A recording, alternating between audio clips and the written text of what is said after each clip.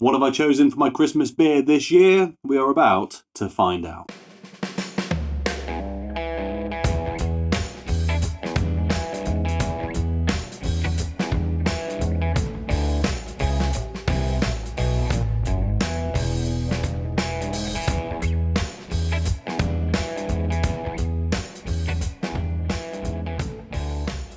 Hello and welcome back to the channel, and yes, today I'm going to be taking you through the beers that I have chosen to savour for Christmas this year. I'm going to have to kick this entire video off with an apology. For those of you who are regular followers of this channel, you will know I try and do 2 videos a week, one based around beer, one based around whiskey, and I've been pretty consistent with that for most of this year and beforehand.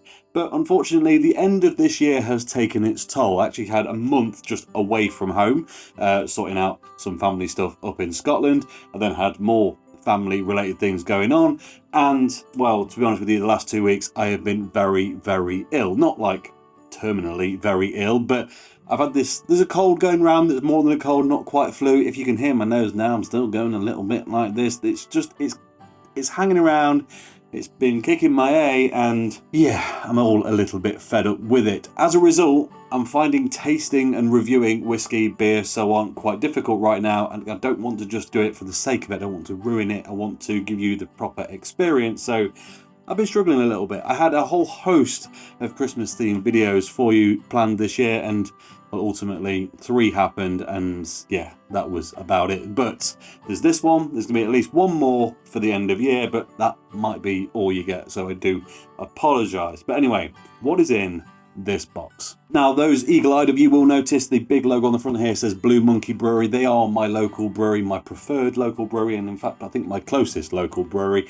I'm not suggesting immediately that you go out and buy stuff from them, although if you want to, fantastic, because they are very, very good and very worth it. But really, I'm just using the box to hold the rest of the beers in. There are, of course, some in here from them, but that is by the by. Now, before you get into deciding what beer to buy for Christmas, you need to decide what sort of beer you want to drink at Christmas. And for me personally, this changes year on year. Last year, it was very much, I want low ABV, low intensity, reliable quality things that I can just session throughout the festive period. And that was great. But it did leave me a little bit on the other side going, I wish I'd had some better beer this year. It wasn't that it was bad, it just didn't feel special, properly special. So this year, I'm going the other way. I'm drinking less, higher ABV, and with the intention of sharing it. Of course, sharing an amount of low ABV beer is easy because you can buy multiples of the same, but again, it just doesn't have that special feel. Sharing a can or bottle with someone is just more, well, festively appropriate, I reckon. So what is in here? I'm going to start you off with, well, the ones we already talked about, the ones from my local Blue Monkey, and they are, in no particular order, a Phantasm Triple IPA coming in at 11%. Now, I was lucky enough to get a sample of this in the brewery before they canned it. It is a Strata, Galaxy and Vic Secret hopped. It had a slightly savoury twang to it, as I recall, which is why I bought it. I'm not the biggest pale ale fan of any realm, never mind a triple IPA, but I do remember that being particularly good. And I think after the rest of the richness that is in this box has died down, then that will be kind of greatly received after a few days. On from that, we have, yeah, one that I think is probably going to be the thumbnail of this video, or at least a reference to it. This is a barrel-aged toffee apple barley wine coming in at 12.5%. And I know a lot of you are going to be saying, I need to know what that's like. That sounds incredible. Well, good news is I've got 2 of them. The other one's been chilling for a little while in the fridge, and I'm going to go and open it right now. So this is the refrigerated one. It's a barley wine. I just want to be properly cold. It's only been in there for about 45 minutes. And again, it's my beer fridge. It's not a fully cold fridge. The description is simply a BA toffee apple barley wine. The hops are Magnum and Brewer's Gold. And it says on it, barley wine aged for 14 months in a Speyside barrel, conditioned on poached apple and English toffee. It sounds stunning. It's hitting all the marks for me. It's big, it's rich, it's dark, it's boozy, whiskey, sweet, just yes.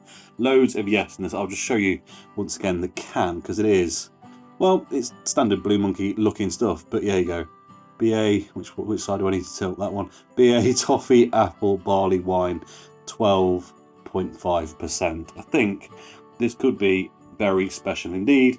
As I say, I've got another can, so I'm going to let you know how this one is faring. This got released today. In terms of day of recording, it's probably been out a week or so by the time this comes out, because yes, I'm having to stagger my videos a bit at the minute, but here we go. Not as dark as I was expecting. I know barley wines aren't the darkest of dark, but I was expecting a little more than that.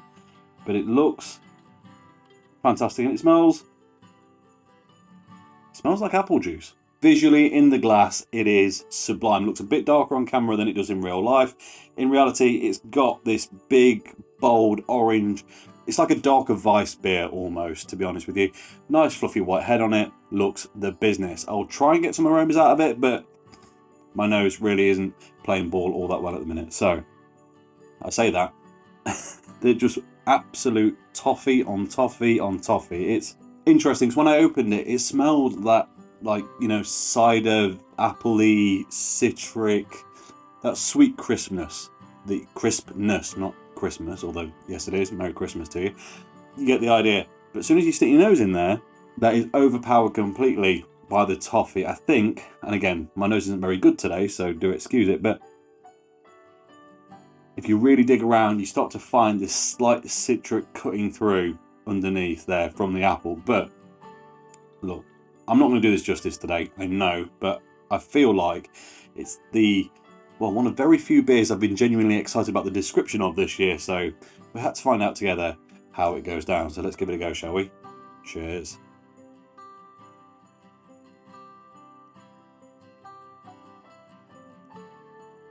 Ho, ho, ho.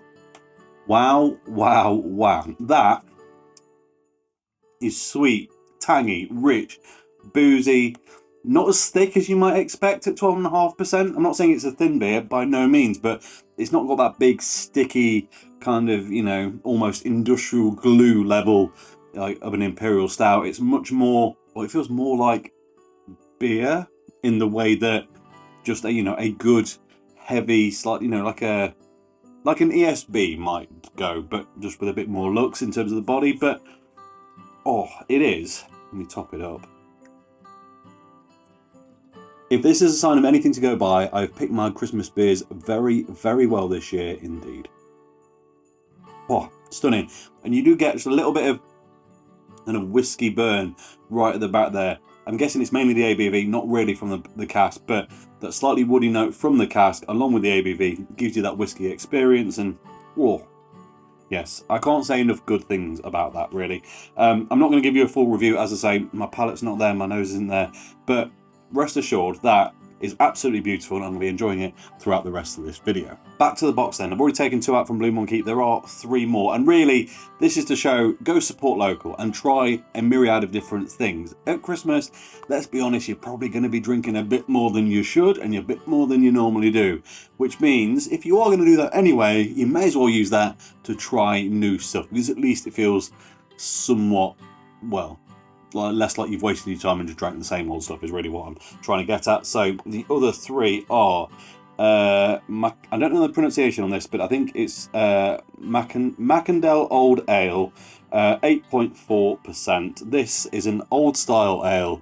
I have tried this once before when it was fresh. Again, absolutely fantastic.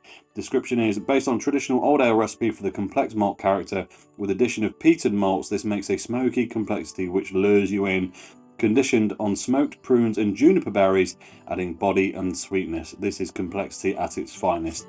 Yes, I've not drank this enough to properly recommend it, but yeah, it sounds like a very festive thing. Once again, I'm very much looking forward to that one. Oh, that's all over the place. There we go. Next up, we have a brand new one from them, 4% this time. They're a little bit more chill, maybe a good intro beer. This is Pac-Man Weiss. Now, I'm not sure what the copyright situation is with using the word Pac-Man, but here we are. Presumably a Weiss beer. It is a Berliner Weiss infused. Oh, that's interesting. I don't know if it's purposely misspelt, but Berliner Weiss is W-I-E, and on the front there it's Berliner Weiss is W-E-I, and on the front here it's W-I-E. So, Yes, I did spot that earlier and think maybe it's wrong, maybe it's just me. But anyway, Berliner Weiss infused during fermentation with fresh root ginger and pineapple puree, refreshingly juicy with a warm ginger finish. This is a slightly spicy pineapple Weiss beer, basically, and that sounds absolutely glorious. I love me a bit of ginger in beer and pineapple and Weiss beer, and as I say, everything else that is just right down my street. And finally, from Blue Monkey, this is Festive. It's a porter, so you would say this is right up Tom Street, it's going to be dark, but it's a white porter. It's a Stollen white porter, and I don't mean I nixed it. It's an 8.3 Stollen white porter, as in the Christmas cakey thing, and that does sound fantastic. Rum-soaked raisins, orange zest, cinnamon, and almond, and sweet pastry all come together to create a full-bodied Stollen white porter. Again, it doesn't get much more Christmassy. Another big hitter there, and it sounds absolutely on the money. Where do we go next? Well, we've done our locals now. We've done our local specialities. Now we're going to go for some more broadly available things. So, kicking it off with two from Half Moon Brewery in Belgium. I do like Belgian beers at Christmas. I don't know why, it just feels right. The right level of richness and strength. They tend to be as strong as an Impy, but not as filling, and I think that's something that's quite important when, well, you've got that much turkey to eat. This is their quad and their triple, in terms of ABVs, 9 and 11% respectively. I mean, you can get these in, not going to say most places, but yeah, they're not difficult to get hold of, and they are my favourite, easily available Belgian brewer, Half Moon Brewer. They also do Bruzot Blonde, Bruzot Brune. They were the two that I was thinking of. But yes, I rate them very highly. But these Straf Henrik bottles, yes, two of my favouriteest beers of all time. So no better time than Christmas to dig those out. One that you can get in almost every supermarket, and I even picked this up for £6 from Aldi's. This is probably going to be my Christmas dinner beer. What is my kind of necessity behind a Christmas dinner beer? It needs to be accessible, not too rich. You want to be able to taste everything else that's going on, and well, it needs to feel special still, and it needs to be reliable, and that's the big thing here. Being almost guaranteed to be able to get one, get another one if you need it, go get another one again, and still feel very special. There's only one thing for it, and that is yet another Belgian beer in the form of this massive sharing bottle of the Triple Carmelet. Again, one of my all-time favourites, so it makes sense to do it at Christmas. Break out all your favourites. This one, I say Christmas dinner. The reality is I'm probably going to drink wine at Christmas dinner because I like a wine as well, but maybe just on the lead up to Christmas dinner or with the starter, that shared amongst friends and family will be very good. Back then into some slightly more niche options, again with a sharer bottle. Again, sharing is caring, especially at Christmas. This is Sierra Nevada's Trip in the Woods, their old-fashioned version. So it's an ale aged in bourbon with bitters and orange peel. It sounds absolutely fantastic. Blue Monkey did an old-fashioned Imperial Stout last year.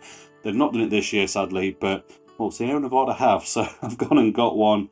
Have we got an ABV on this somewhere? 12% on the nose. Again, it is a big, hefty boy. Also need to point out, I'm not drinking all of these, or even nearly all of these, on Christmas Day. This is Christmas Eve, Christmas Day, Boxing Day, a few days in between Christmas and New Year, just the, you know, the whole Christmas experience, a few special bottles to merely make the whole event feel, well, like it was indeed a special event. And finally, two that aren't going to be for everyone, and two that you might struggle even to find something remotely close. One that's less so, and this really is representative.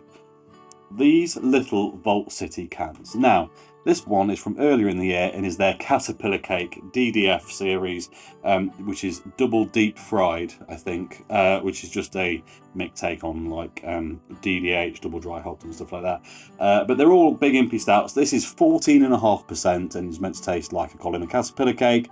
I got it earlier in the year. For whatever reason, I haven't drank it. I'll be honest, it was going to go for review, and then I had to go to Scotland for a month and so on and so on. It hasn't happened. So now it's going to be a Christmas special. But they've bought loads of these out this year. They're quite pricey for a tiny little can, but they're always very special. And as much as I'd like to say that Vault City are overrated and overpriced, this DDF series, yeah, I really can't knock it too much. It is a very special thing indeed. And finally, a beer that I've been saving. 2 years ago, another local brewery to me called Black Irish Brewery bought out a beer called I Push My Fingers Into Mince Pies, and I reviewed it at the time. It is a massive 11%, basically mince pie flavoured imperial stout that is themed around the band Slipknot, which is, well, not the most festive out there, but I'm actually a big fan of the band, so I'm not complaining. But yes, I've been just letting this sit away and just mature and do what it will in the can, just because really I want to see what happens over a couple of years, and I think after 2 years it will be prime. Yes, I could save it for a bit longer, but I'm not sure it's really going to be any better in years to come, especially considering all the raw ingredients are malted barley, oats, lactose, molasses, muscovado sugar, hops, orange zest, lemon zest, vanilla, caramel extract, cinnamon, clove, natural flavourings, yeast and water. So there's a lot that goes into that, and I think now the time has come to get that back out and make it something really quite special. But those are my picks for Christmas this year. Go local. You can go to my local if you want, because they're very, very good, but go to your local, try a load of their stuff that you've not tried before if they've got new stuff out, because again, a time for trying, caring, sharing. Hit up some slightly more premium things with Sierra Nevada, with the Vault City, and those are the ones. And then kick it back with some very reliable but relatively affordable and always a pleasure Belgian ales, Triple Carmelet, Straff Hendrick, so on and so forth. Delirium, if I had one, would have been in this list. I might get some before Christmas, to be honest, because I love that as well. But there we have it. Those are my Christmas picks for this year. What are your Christmas picks? Let me know in the comments below. And my nose is starting to block up again. So you can see why it's really difficult for me to do a review at the minute. So yeah, sorry, video content's going to be few and far between, just because I don't feel like I can really do it justice, and I'm not going to do it purely for the sake of it. So stay with me. I'll be back in the new year. I will be back at least one more time before the new year with a kind of a New Year's video just before the big events. But if I don't see you before, have a very Merry Christmas. As always, thank you very much for watching, not just today, but throughout the last year and so on. I really do appreciate it. Of course, if you have enjoyed these videos, please subscribe if you haven't already. But yeah, that is all I've got to say about it. So have a fantastic Christmas, a Happy New Year. I will see you one more time before the clock strikes midnight on the 31st. And yeah, have a good, merry and safe Christmas. Cheers.